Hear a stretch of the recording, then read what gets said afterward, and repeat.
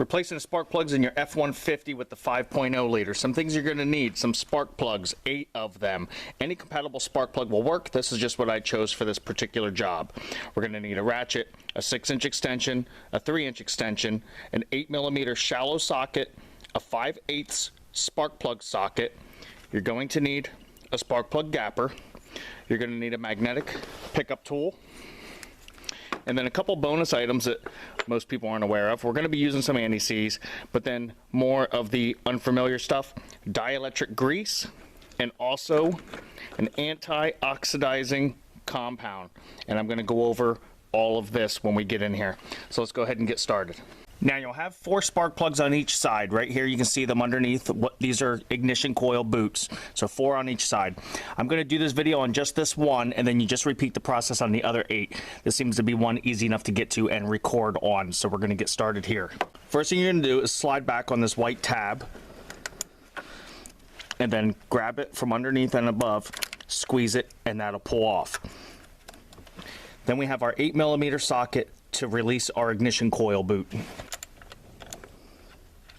Go ahead and set that aside. And now we're going to release our ignition coil.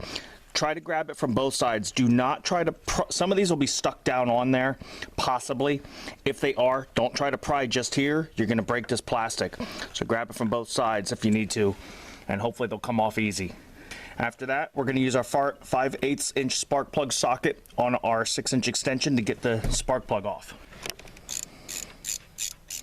Stuff like this is exactly why I like these extensions that have this knurled area. It's easier to grip when you need to get in there and hand spin something. Once you think you have that all the way unscrewed, go ahead and take your magnetic pickup tool right down in there and pull your spark plug out. Okay, so now you want to make sure your new plugs are gapped properly. So take your spark plug gapper, and you're going to see numbers around the circle here. On this F150, it needs to be gapped to 0.049 and 0.53. And so you can see the numbers on there, hopefully. So I'm just going to, what it is, if you're not familiar with this, it gets thicker as you go around. So we just need to keep spinning this until our spark plug gap is right around 0.49.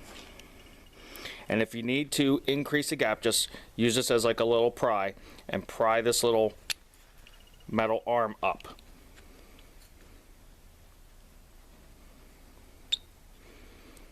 And once you're within the spec, here I'm right at 0.50.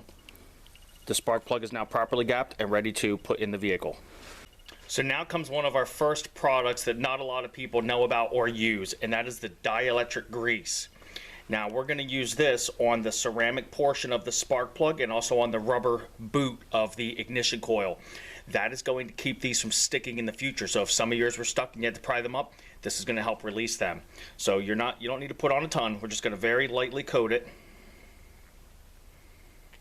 And again, we're going to try to get the older V8 engines that just had the small little rubber boots are easier to do. This one being long, it's a bit tougher to get down in there. But if you put a nice thin coat on the ceramic of the spark plug, that'll do the trick. So again, properly gapped, and we have our dielectric grease on there. We're ready to drop that down in there, tighten up our new spark plug. Now the torque for these is 10 foot-pounds. I just go by hand until it's totally snug down, and then just give it a tiny twist with the ratchet. You don't need to go crazy with these, and you don't want to go too crazy that you break them.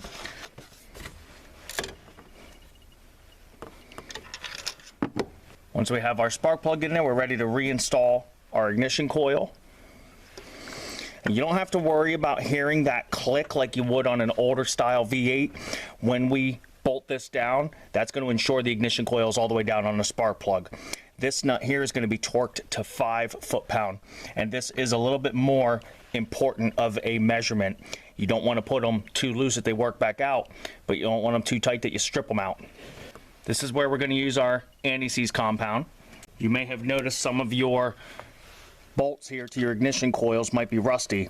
This is going to prevent that from happening again, and also ensure that we can get them out easier in the future. And now for our final product that you may have never heard about before, a lot of people don't use, our antioxidant compound.